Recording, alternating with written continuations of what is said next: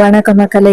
நம்ம கார்த்திக் கதையில அக்டோபர் 31 என்ன நடக்க போகுது அப்படிங்கறத பத்தி தாங்க இந்த வீடியோல இப்ப நம்ம பார்க்க போறோம். இந்த வீடியோவுக்கு மறக்காம லைக் பண்ணிக்கோங்க. நீங்க லைக் பண்றதுதான் எங்களுக்கு அடுத்து வீடியோ போடுறதுக்கு ரொம்பவே இன்ட்ரெஸ்டிங்காகவும் ஒரு பெரிய மோட்டிவேஷனாகவும் இருக்கும். ஸோ மறக்காம லைக் பண்ணிட்டு இந்த வீடியோவை பாருங்க. கோவில் கும்பாபிஷேகத்துக்காக பத்திரிக்கையை கொண்டாந்து சாமி கிட்ட வைக்கிறாங்க. அப்போதான் ஈஸ்வரி சொல்றாங்க, எல்லாரையும் கூப்பிட்டு கோயில் பத்திரிக்கையை வச்சு சாமி கும்பிடணும் அப்படின்னு சொல்லிட்டு போயிட்டு நீங்க எல்லாரும் ஈஸ்வரிய கூட்டிட்டு வாங்க அப்படின்னு சொல்றாங்க. அவங்க எல்லாரும் சரி அப்படின்னு சொல்லிட்டு நேரா ஈஸ்வரிய கூப்பிடுறதுக்கு வீட்டுக்கு கிளம்புறாங்க. இன்னொரு பக்கம் இந்த நேரத்தை பயன்படுத்தின அந்த வில்லன்கள் 3 பேரும் என்ன பண்றாங்கன்னா, அந்த வில்லன் சொல்றாரு, சித்தப்பா எப்படியாவது இந்த கோவில் கும்பாபிஷேகத்தை நிப்பாட்டணும், அதுக்கு என்ன பண்றது அப்படின்னு. அப்ப விருமன் அங்க இருக்கிற பத்திரிக்கையை பாக்குறாரு. பார்த்துட்டு எனக்கு ஒரு ஐடியா தோணுது. அதுக்கு சித்தப்பா கேக்குறாரு, என்ன ஐடியான்னு சொல்லுங்க, எதா இருந்தாலும் நிறைவேற்றிடலாம். அவர் சொல்றாரு, இங்க பாருங்க, கோவில் கும்பாபிஷேகத்துக்கான பத்திரிக்கைய சாமி கிட்ட வச்சு சாமி கும்பிட போறாங்க இன்னும் கொஞ்ச நேரத்துல. அந்த பத்திரிக்கையை எடுத்துட்டு எப்படியாவது அதை நெருப்பு பிடிக்கிற மாதிரி ஏதாவது ரெடி பண்ணி வச்சுட்டு அங்க கொண்டு போய் வச்சுட்டோம் அப்படின்னா, கோவில் பூசாரி தீபாராதனை காட்டும் பொழுது அந்த பத்திரிக்கை தானாவே எரிய ஆரம்பிக்கும். அந்த பத்திரிக்கை தானாவே எரிஞ்சிச்சு அப்படின்னா என்ன நடக்கும்? அபசகுணம் அப்படின்னு நினைப்பாங்க. அதே நேரத்துல ஊரை கூட்டி எப்படியாவது இது அபசகுணம், இந்த நேரத்துல கோவில் கும்பாபிஷேகத்தை நடத்தக்கூடாது அப்படின்னு சொல்லி கோவில் கும்பாபிஷேகத்தை எப்படியாவது நிப்பாட்டிடலாம் அப்படின்னு அவர் சொல்றாரு. இது கேட்டதும் அந்த வில்லன் சொல்றாரு, சூப்பரு, இந்த ஐடியாவை நம்ம பயன்படுத்தினாலே ஜெயிச்சிடலாமே அப்படின்னு சொல்லி அவர் சொல்றாரு. அதுக்கு விருமன் சொல்றாரு, இங்க பாருங்க, நான் போயிட்டு எப்படியாவது அந்த பத்திரிக்கைய எடுத்துட்டு வரேன். அந்த பத்திரிக்கையில ஏதாவது போட்டு பூசுறதுக்கு நீங்க எடுத்துட்டு வந்துருங்க. உடனே அந்த சித்தப்பா முத்து சொல்றாரு, நான் போய் எடுத்துட்டு வரேன் அப்படின்ட்டு போயிட்டு ஒரு பொட்டலத்துல மாவு மாதிரி கொண்டு வராரு. அப்ப அந்த விருமன் பத்திரிக்கையை நைஸா யாருக்கும் தெரியாம எடுத்துட்டு கொண்டாந்து கொடுக்குறாரு. அப்போ அந்த பத்திரிக்கையை கொண்டாந்து வச்சதோட அந்த சித்தப்பா என்ன பண்றாருன்னா, நீ சொன்னதை நான் கொண்டுட்டு வந்துட்டேன் அப்படின்னு அந்த பத்திரிக்கையில அந்த மாவை பூசுறாங்க. பூசிட்டே நேரா விருமன்ட்ட கொடுக்குறாங்க. நீங்க எப்படி எடுத்தீங்களோ அதே மாதிரி கொண்டு போய் வச்சிருங்க. இது கேட்டதும் அவரும் சரி அப்படின்னு சொல்லிட்டு கரெக்டா அந்த பத்திரிக்கையை கொண்டு போய் அதே இடத்துல வச்சிடுறாரு. வச்சுட்டு இந்த பக்கமா இன்னும் கொஞ்ச நேரத்துல கோவில்ல சாமி கும்பிட ஆரம்பிச்சிருவாங்க. எல்லாரும் சேர்ந்து அந்த ஈஸ்வரிய தான் கூப்பிட போயிருக்காங்க. சோ கண்டிப்பா ஈஸ்வரி வருவா. வந்த பிறகு என்ன நடக்குது அப்படிங்கிறத நம்ம கண்ணால பாப்போம் அப்படின்னு. அதுக்கு முத்து சொல்றாரு, இங்க பாரு, நீயும் போய் கூப்பிடு, அப்பதான் அந்த ஈஸ்வரி வருவா அப்படின்னு. உடனே அவரும் சரி நானும் கிளம்புறேன் அப்படின்ட்டு போறாங்க. அப்போ வில்லன் சொல்றாரு, சித்தப்பா இன்னும் கொஞ்ச நேரத்துல இந்த கோவில் பூஜை கண்டிப்பா நடக்காது அப்படின்னு தெரிஞ்சு போச்சு அப்படின்னு ரொம்பவே சந்தோஷமா பேசிக்கிட்டு இருக்காங்க. அதுக்கு வில்லன் சொல்றாரு, இங்க பாருடா மவனே, இன்னும் நம்ம இந்த விஷயத்துல ஜெயிக்கல, கொஞ்சம் பொறுமையாதான் இருக்கணும் அப்படின்னு சொல்லி பேசுறாங்க.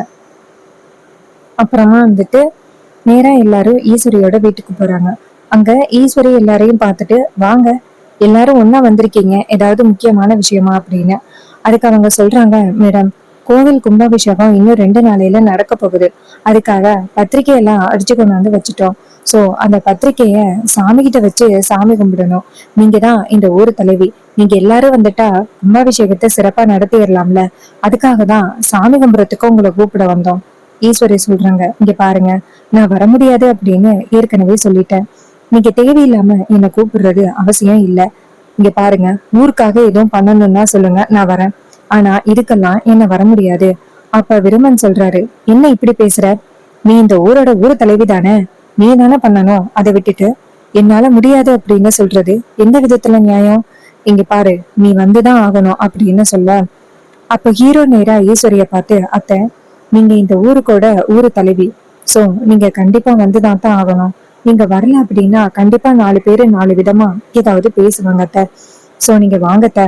அதுக்கு ஈஸ்வரி சொல்றாங்க, மாப்பிள்ள, இந்த விஷயத்துல தயவு செஞ்சு என்ன கட்டாயப்படுத்தாதீங்க, நான் கண்டிப்பா கேட்க மாட்டேன் அப்படின்னு.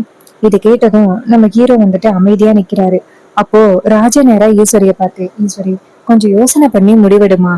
கோவில் கும்பாபிஷேகத்துக்கு தானே கூப்பிடுறாங்க, நீ இந்த ஊருக்கு தலைவி ஆயிட்ட, இந்த மாதிரி விஷயத்துல எல்லாம் நீ கலந்துக்க வேண்டியது ரொம்பவே முக்கியம். அதுக்கு ஈஸ்வரி சொல்றாங்க, இங்க பாருங்க, எனக்கு கொஞ்சம் கூட விருப்பமே இல்லை. நீங்க தேவையில்லாம வந்துட்டு என்னை ரொம்ப கம்பல் பண்ணாதீங்க அப்படின்னு சொல்லிட்டு ஈஸ்வரி பேசுறாங்க. இது கேட்டதும் அவருக்கு என்ன சொல்றதுன்னே தெரியல. சரி, ஓகே, ஈஸ்வரியை இதுக்கு மேல நம்ம கட்டாயப்படுத்த முடியாது அப்படின்னு அவர் அமைதியா இருக்காரு. அப்பதான் ஈஸ்வரி வந்துட்டு நேரா ஊர் தலைவர்களை பார்த்து, இங்க பாருங்க, நான் வர முடியாது, அந்த கோவில் கும்பாபிஷேகத்தை நீங்களே நடத்துங்க அப்படின்னு. அப்போ அவங்களும் சரி அப்படின்ட்டு வெளியில வராங்க. அப்ப ஹீரோ நேரா வெளியில உள்ளவங்களை போய் தடுத்து, இங்க பாருங்க, இன்னும் கொஞ்ச நேரத்துல அத்தையை கூட்டிட்டு வர வேண்டியது என்னோட கடமை, நீங்க எல்லாரும் போங்க. அவங்களும் சரி, நாங்க போயிட்டு காத்துக்கிட்டு இருக்கோம் அப்படின்ட்டு போறாங்க. ஹீரோ இருந்து வீட்டுக்குள்ள வராரு. வீட்டுக்கு உள்ள வந்துட்டு அவங்க அத்தை கிட்ட, அத்தை இங்க பாருங்க, கோவில் கும்பாபிஷேகம் அப்படிங்கிறது ஊருக்கு பொதுவா நடக்கிறது. ஊர் மக்கள் எல்லாரும் தான் சேர்ந்து நடத்துறாங்க. இது வந்துட்டு ஒன்னும் அந்த பரமேஸ்வரி குடும்பத்தோட காசு கிடையாது. ஊர் மக்கள் எல்லாருமே சேர்ந்து இந்த வாட்டி பண்றாங்க. சோ அவங்க பண்றாங்க அப்படிங்கறதுக்காக தானே நீங்க வர முடியாது அப்படின்னு சொன்னீங்க. ஆனா இப்பதான் ஊர் மக்கள் எல்லாரும் செய்யறாங்க அப்படின்னு தெரிஞ்சு போச்சுல்ல. சோ வாங்கத்த. இது கேட்டதும் ஈஸ்வரி சொல்றாங்க, என்ன மாப்பிள்ள சொல்றீங்க? அப்ப ஹீரோ சொல்றாரு, ஆமாத்த, ஊர் மக்கள் எல்லாருமே சேர்ந்துதான் செலவு பண்ணி இந்த கோவில் கும்பாபிஷேகத்தை நடத்துறாங்க. இதுல சேதுபதி குடும்பத்தில இருந்து ஒத்த ரூபா கூட வரல. இதை கேட்டதும் நம்ம ஈஸ்வரி யோசிக்க ஆரம்பிக்கிறாங்க. அப்படியா மாப்பிள்ள? அப்பதான் ராஜா சொல்றாரு, ஆமா ஈஸ்வரி, இந்த செலவுகள் எல்லாமே அந்த ஊர் மக்களோடதுதான். இதுல எங்க அம்மா அப்பா அம்மாவோட காசு எதுவுமே இல்லை. இதை கேட்டதும் ஹீரோ சொல்றாரு, ஆமாத்த, நீங்க வந்தீங்கன்னா ஊர் மக்களுக்காக வந்து நிக்கலாம், அவங்களுக்கு முன்னாடி வந்து நிக்கணும் அப்படின்னு அவசியம் இல்லை. இதை கேட்டதும் ஈஸ்வரியும் சரிங்க மாப்பிள்ள, அப்ப நான் வரேன் அப்படின்னு சொன்னதும் ஹீரோ ரொம்பவே சந்தோஷப்படுறாரு. சரிங்கத்த அப்படின்னு சொல்லிட்டு நேரா ஈஸ்வரி கிட்ட இன்னும் கொஞ்ச நேரத்துல அந்த பத்திரிக்கையை வச்சு சாமி கும்பிட ஆரம்பிச்சிருவாங்க. சரி வா போகலாம் அப்படின்னு சொன்னதோட அவங்களும் சரி அப்படின்னு சொல்லிட்டு நேரா எல்லாரையும் பார்த்து, சரி என்ன பாத்துக்கிட்டு இருக்கீங்க, வாங்க போகலாம் அப்படின்ட்டு எல்லாரும் சேர்ந்து கிளம்புறாங்க. ஹீரோ நேரா அவங்க பாட்டிக்கு ஃபோன் பண்ணி, பாட்டி, அத்தை இன்னும் கொஞ்ச நேரத்துல கோவில் கும்பாபிஷேகத்துக்கு அங்க வருவாங்க. இதை கேட்டதும் பாட்டி ரொம்ப சந்தோஷப்படுறாங்க. சரியா பேராண்டி அப்படின்னு ஊர் தலைவர்கள் முன்னாடி, இங்க பாருங்க, இன்னும் கொஞ்ச நேரத்துல என் பேரை வந்துருவான் அப்படின்னு. இதை கேட்டதும் அவங்களும் சரி அப்படின்னு சொல்றாங்க. அதுக்கப்புறம் எல்லாரும் அந்த இடத்துக்கு வந்துடுறாங்க. அப்போ ஈஸ்வரியும் அந்த இடத்துக்கு வர்றாங்க. அப்ப பத்திரிக்கை வந்துட்டு அங்க இருக்கு.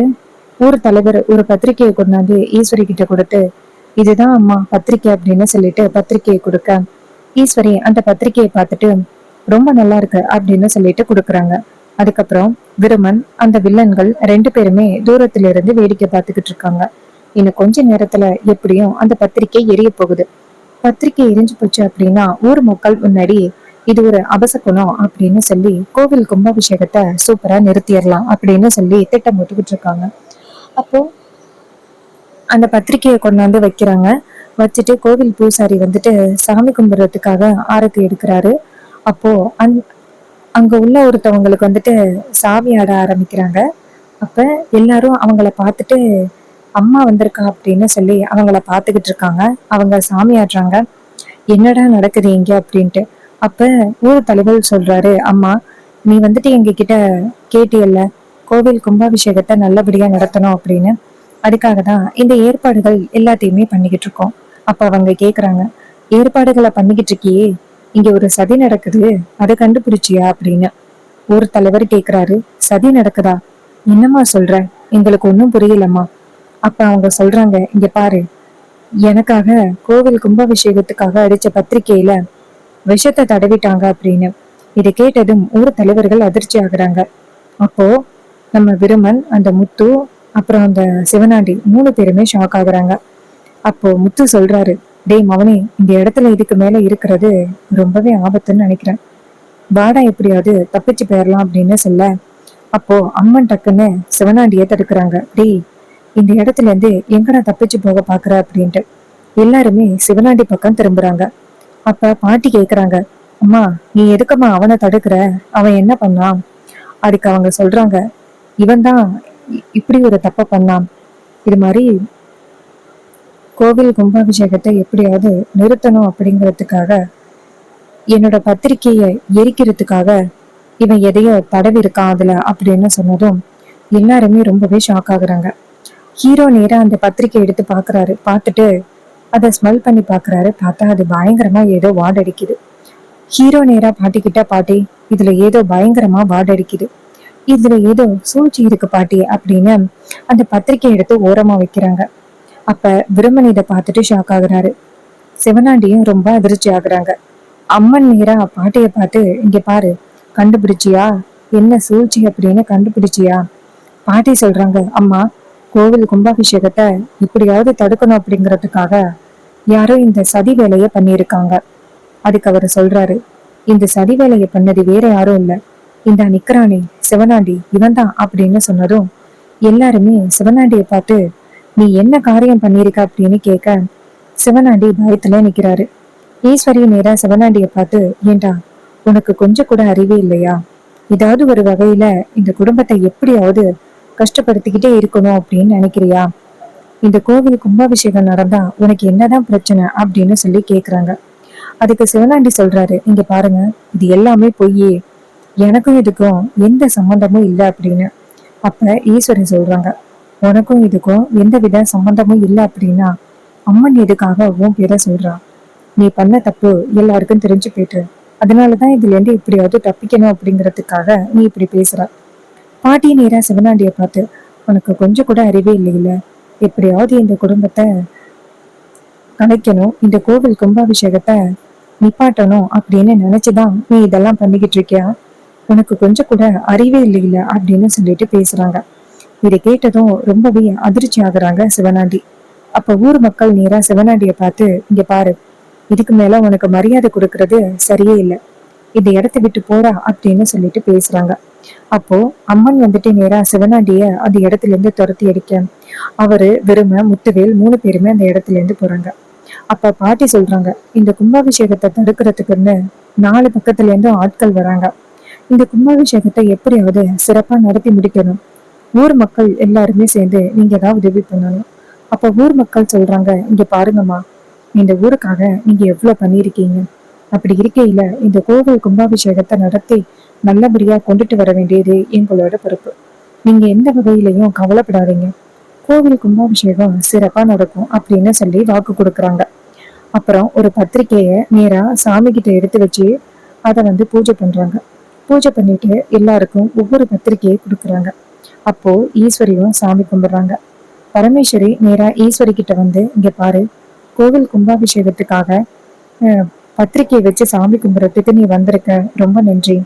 ஈஸ்வரி டக்குன்னு சேதுபதி பரமேஸ்வரிய பார்த்து, இங்க பாரு, நான் இங்க வந்திருக்கேன்னா இதுக்காக தெரியுமா வந்தேன்? ஊர் மக்களுக்காக மட்டும்தான். ஊர் மக்கள் சேர்ந்துதான் இந்த கும்பாபிஷேகத்தை நடத்துறாங்க அப்படின்னு கேள்விப்பட்டேன், அதுக்காக தான் நான் இங்க வந்திருக்கேன்.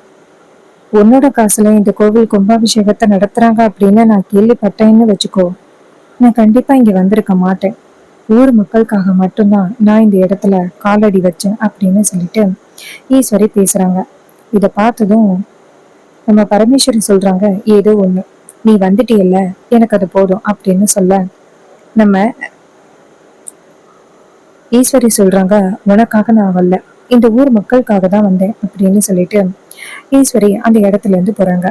அப்போ ஹீரோ நேரா பரமேஸ்வரிய பாட்டி, பாட்டி ஏதோ ஒண்ணு, அத்தை இந்த இடத்துக்கு வந்துட்டாங்களே, அது உங்களுக்கு சந்தோஷம் தானே? பாட்டி சொல்றாங்க, ஆமாய்யா பேராண்டி, என் மருமக இங்க வந்துட்டாலே அதுவே எனக்கு போதுங்க அப்படின்னு சொல்லி பேசிக்கிட்டு இருக்காங்க. அப்ப ஹீரோ சொல்றாரு, பாட்டி, இதே மாதிரி கோவில் கும்பாபிஷேகத்துக்கும் அத்தை கண்டிப்பா வருவாங்க, நீங்க எந்த வகையிலையும் கவலைப்பட வேண்டிய அவசியமே இல்லை பாட்டி அப்படின்னு சொல்லிட்டு அவங்க பாட்டிக்கு ரொம்பவே தைரியம் சொல்றாங்க.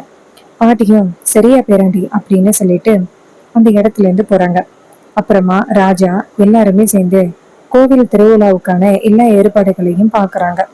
இன்னொரு பக்கம் ஈஸ்வரி வீட்டுக்கு போனதோட வில்லி அவங்க அக்காவை பார்த்து, அக்கா, நீ பண்றது கொஞ்சம் கூட சரியே இல்லை, நீ பாட்டுக்கும் இந்த மாதிரி கோவில் கும்பாபிஷேகத்துக்கு போன அப்படின்னா எல்லாரும் என்ன நினைப்பாங்க, உனக்கு கொஞ்சம் கூட மனசாட்சியே இல்லை, தான் அம்மாவை கொலை பண்ண அதே வீட்டுக்கே போறிய அப்படின்னு சொல்லி எல்லாருமே மோசமா பேச மாட்டாங்களா, ஏன்க்கா இப்படி பண்ற அப்படின்னு சொல்லிட்டு அவங்க கேக்குறாங்க.